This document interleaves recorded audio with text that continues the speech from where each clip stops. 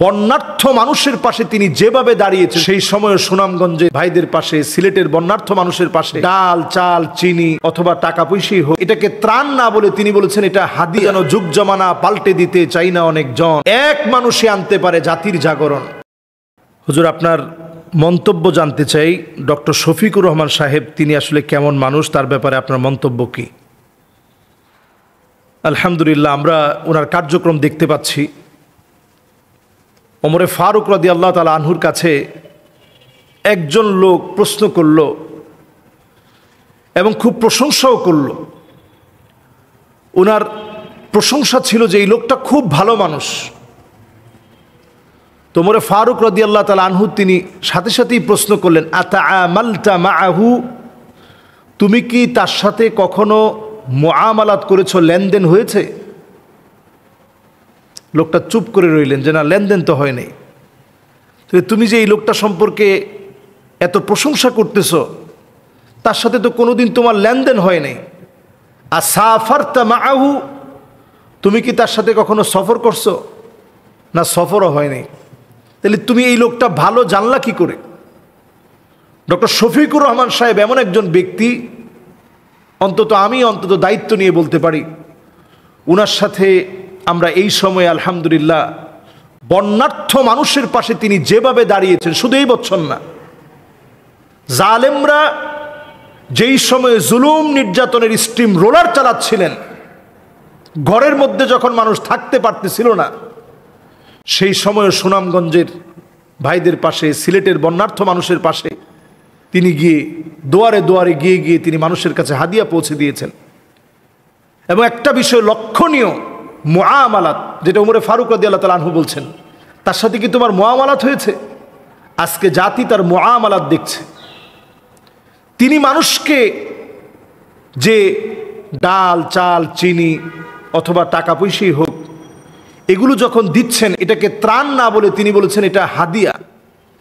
আপনার ভাই আপনার জন্য হাদিয়া নিয়ে আসে।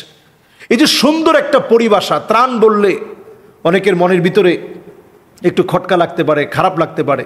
এই জায়গা থেকে কত সুন্দর একটা পরিভাষা যে হাদিয়া নিয়ে আসে আপনার ভাই আপনাদের জন্য, এই সুন্দর কথন ওনার কাছ থেকে মুআমালাত হিসাবে আমরা পেয়েছি।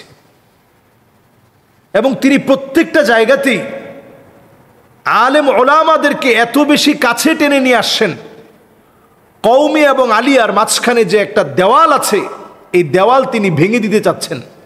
তিনি চাচ্ছেন যে আমরা সবাই এক। আল ইত্তিহাদ ইয়াকউল কিল্লাহ ওয়াল ইখতিলাফু ইউদঈফুল কাসরাহ।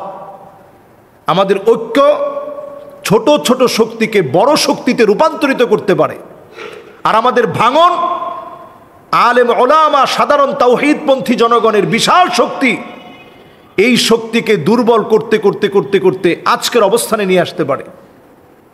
উনি দেওয়ালটা ভেঙে দিতে চাচ্ছেন। তাহলে মুআমালাতের দিকটা আমরা বলতে পারি, আমরা যেটা দেখছি যে অত্যন্ত সুন্দর আখলাকে তিনি দ্বীনের কাজগুলো, অত্যন্ত সুন্দর আখলাকে তিনি দ্বীনি বিষয়গুলো বারবার মানুষের কাছে বলে যাচ্ছেন এবং প্রতিনিয়ত মানুষের পাশে থেকে কাজগুলো করছেন। এরপরে দ্বিতীয় নাম্বার যে বিষয়টি, সফর করলে মানুষ চেনা যায়। আপনারা দেখেছেন যে উনি জায়গায় জায়গায় সফর করে মানুষের সাথে মিশছেন এবং একা এতটা বেশি উনি ছুটে চলছেন, মনে হচ্ছে যেন যুগ জমানা পাল্টে দিতে চাই না অনেকজন, এক মানুষে আনতে পারে জাতির জাগরণ। পুরো জাতির জাগরণ আনার জন্য তিনি কাজ করে যাচ্ছেন। আমরা এই বিষয়গুলো অবশ্যই প্রশংসা করা দরকার। এরপরে আসুন পোশাক পরিচ্ছদ নিয়ে যদি কথা বলি। ফানজুরু আম্মান তাখুযুনা দীনাকুম, নবীজি সাল্লাল্লাহু আলাইহি ওয়াসাল্লামের সুন্নাহ হচ্ছে, একজন মানুষকে যদি আপনি ভালো বলতে চান, তাহলে ওনার চুলের গোড়া থেকে শুরু করে পায়ের তালু পর্যন্ত লক্ষ্য করতে হবে সুন্নতের অনুসরণ আছে কিনা। আপনি দেখবেন সাধারণ ছোট্ট একটা মানুষের সাথেও তিনি মিশতেছেন, মুসাফা করছেন। যেখানে অনেক গ্যাদারিং হচ্ছে, সেখানে তিনি এই কথা বলতেছেন যে সবার সঙ্গে তো মুসাফা করতে পারলাম না, আপনাদের কপালে একটা চুমু দিয়ে দিলাম। এটা কত সুন্দর একটা আদর্শিক কথা। রাসূল করিম সাল্লাল্লাহু আলাইহি সাল্লাম সাহাবায়ে কেরামদেরকে কপালে চুমু দিতেন।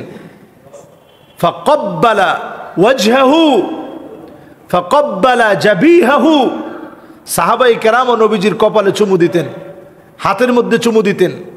সুন্নতের এই সুন্দর অনুকরণ অনুসরণ আমরা ওনার মধ্যে এখন পাচ্ছি। এজন্য আমরা এই মানুষটার দীর্ঘ হায়াত আল্লাহর কাছে কামনা করি। তার এই সুন্দর কাজ যেন আরও বেশি আমাদের দেশে ছড়িয়ে পড়ে, প্রত্যেকটা মানুষের হৃদয়ে দ্বীনের দাওয়াত যেন ছড়িয়ে পড়ে, প্রত্যেকের ভুল ত্রুটিগুলো আল্লাহ যেন মুছে দেন, আল্লাহ যেন মাফ করে দেন। আমাদের সবাইকে আগুয়ান হয়ে দিন বিজয়ের জন্য কাজ করার তৌফিক দান করেন। আসসালামু আলাইকুম ওয়া রাহমাতুল্লাহি ওয়া বারাকাতুহু।